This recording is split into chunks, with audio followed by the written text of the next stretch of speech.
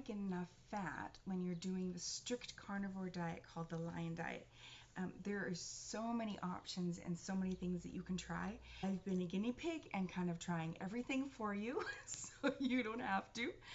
So there are a lot of different ways that you can do this. If you are just starting out and you can tolerate dairy, I encourage you to actually do the butter, do the bacon, do the things, especially in that first week or two, where your body's just changing and adjusting, your taste buds, your gut, everything's just sort of adjusting. Really just find the foods that you love, that are the easiest to get down as your body makes that change. Okay, so these are some of the things that I have tried, and some of them have been a spectacular failure. So I'm going to tell you what those are too. I'm actually going to start with that. So the first thing that we did to try to get enough fat is we just did ground beef. You can get regular ground beef, which is a lot higher in fat content than your lean ground beef. And we thought, well, this is such a cheap and easy way to do it, but I couldn't gag it down. There's almost like a histamine response, something where my body's just rejecting this food. And we ate it twice.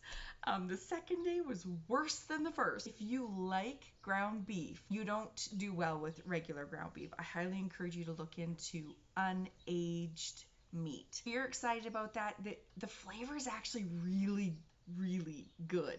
I love it. It's like this, it's just sort of this fresh, it's just fresher. So that is a cheap and easy way to do it if you like ground beef. I still, even with the unaged meat, it's not my favorite. So I'll have ground beef once a week, maybe twice a week, but all my other meals are steak.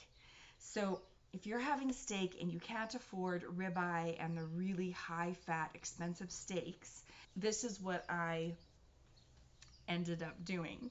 So at the beginning, I had a lot of bacon, and bacon actually seems to be easier to tolerate than just regular pork, like pork chops and stuff. I started with bacon, and then as I went, it took me about 3 weeks to cut out all the pork, because I noticed that I didn't feel as good when I ate pork. It's almost like it almost felt like I didn't eat, almost like a nutritional deficiency, like I just wasn't getting enough of something. Cutting out pork, actually, I feel a lot better. I started looking into, okay, I'm not actually getting enough fat here. So because we were buying cheap sirloin steaks and eating that twice a day, and I was having bacon in the morning, but that's not enough to last you all day long if you're having really lean cuts of meat like sirloin, just because it's a cheap cut of steak. Bought this beef fat from the butcher block and melted it down. And I thought, this is great. It's going to be like butter. I'm just going to put it on my meat. It's going to taste like the meat. It's going to be great. It did not taste like the meat. It was not great. In fact, it kind of made me gag. And so we threw the whole works out. I just bought a jar of grass-fed tallow. And it was also very disgusting, but it worked. So instead of putting it on my meat and melting it like Tim does with his butter, I actually just scooped out pieces of it and swallowed it like a pill with my fizzy water. So I would have a bite of my sirloin steak and a bite of my fat. Some of these fats are going to be softer if you leave it on the counter, so it goes down easier, but you don't want it to be melted because then it's all over your mouth. Ugh. I don't like that stuff. Beef Maui ribs, but you have to get it without the sauce. So we went to our butcher block and they said, yeah, we got beef Maui ribs, here they are.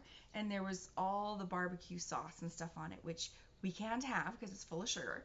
We just asked them, can we get a box of these with no sauce? And they were like, sure, no problem, come back tomorrow. So we came back tomorrow and we got a huge box. They're not cheap though. Really good source of fat.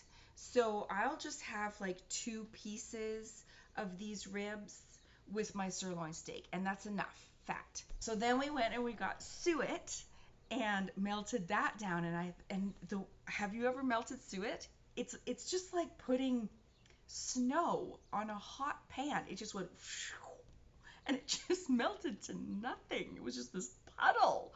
And I was like, wait, what's happening? Because I actually thought if I cooked it at a really high heat that there would be a little bit of something left over in there that I could kind of eat it like a bacon, or like crackling, you know, when you render your meat, your fat down, and you get those little fatty cracklings that you can eat, and they're kind of yummy. I kind of thought, well, if I cook the fat fast enough, it should do some of that, and there was nothing, like nothing. So again, that was a spectacular failure. But on the upside, it's fabulous on your skin. So I've been putting it on my hands. Okay, now the last thing that we did is went to Safeway and we asked them for beef fat, not suet, not tallow, beef fat. This is the fat that they cut off of steak and roast and other slices of meat where people don't want the fat because everyone's all worried about fat, which is ridiculous. But they gave it to us for free. They were just like, yeah, we give this to the local pig farmers because instead of tossing it. And we were like, what? So I got this huge bag of beef fat. And I'm going to put a couple pictures up here for you to see what that looks like and how that turned out. And it is fabulous, you guys. So here's some more of what we learned. We tried, it's just chunks, right? So this kind of fat actually has some substance to it. It's not just going to disappear, but it is fat, right? So we thought, well, what if we put it on the barbecue, just like when you have a fatty steak and there's a little bit that drips through and you get that yummy flavor on your meat, right? So we put a chunk of this this beef fat on our barbecue with our steak. Oh my goodness, it ruined our steak and everything because there was so much smoke coming out of that thing all over the place and everything just tasted off. So that does not work. just telling you right now. So then another way we did it was we put it in the oven, and that actually works really well as well. But the easiest way to do it is just on the stove. So with a lid, a big frying pan, put a lid on there. You cut it up into squares.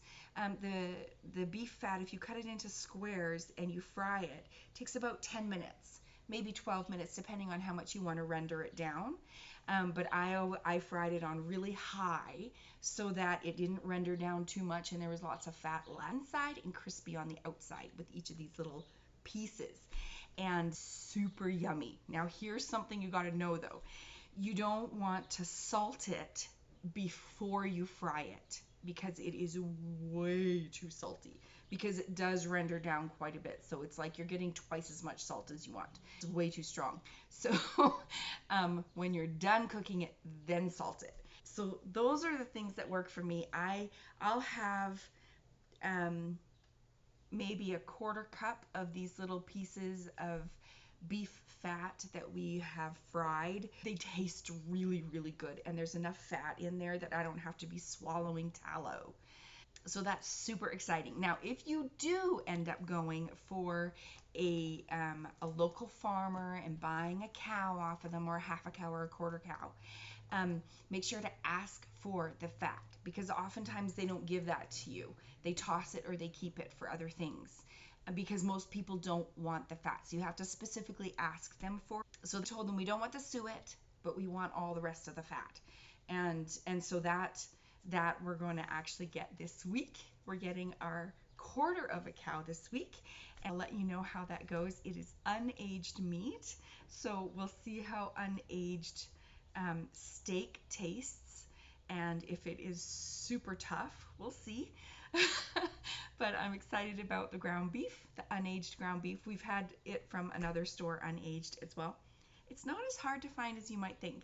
So those are all of my ideas on how to get enough fat into your lion diet without the bacon and without the butter and all the dairy products. Hope this helps you. If you found it interesting or helpful at all, please give me a like and subscribe so you don't miss any of my next videos as I learn and grow in this carnivore journey. We'll talk to you soon. God bless you.